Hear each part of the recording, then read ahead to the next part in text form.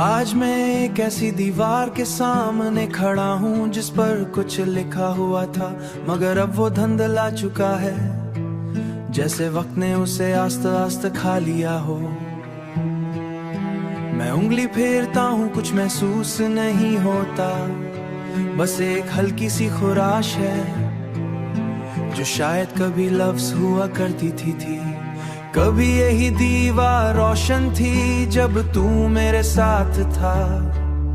हम इस पर अपने ख्वाब लिखते थे और हंसते हुए आगे बढ़ जाते थे, मगर अब यही दीवार खाली है, ना ख्वाब है खाली है, जैसे सब कुछ नैना ना बस वक्त की गिर्द है। मैंने अपनी यादों को छूने की कोशिश की, मगर वो भी इस दीवार की तरह मध्यम हो चुकी है।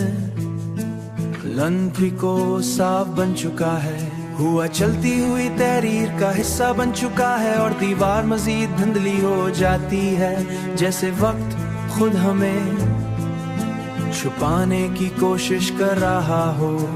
मैंने दिल को बहुत समझाया कि कुछ तहरीर मिट जाती है, कुछ निशान बाकी नहीं रहते, मगर दिल कहाँ मानता है। तेरी हंसी अब भी मेरे अंदर कहीं जिंदा है, मगर अब वो लिखाई नहीं बनती है। मैंने दीवार को देखा, वो टूटी हुई नहीं थी, बस खामोश थी, जैसे उसने सब कुछ सह लिया।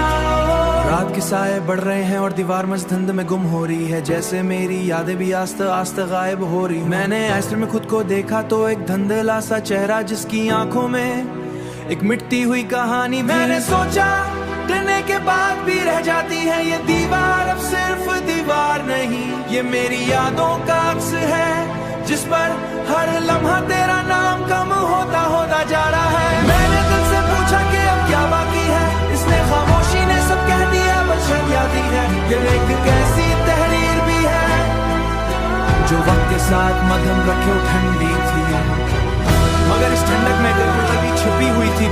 अगर तू कभी वापस आए फिर से रोशन हो जाए, और शायद यही मोहब्बत है, बस इंसान के अंदर एक धुंधला हुआ आसान छोड़ जाती है। आखिर में इस मिटती हुई दीवार को कबूल कर लिया है, इसकी खामोशी के साथ, इसके मिटते हुए अल्फाज के साथ, और मेरी मोहब्बत।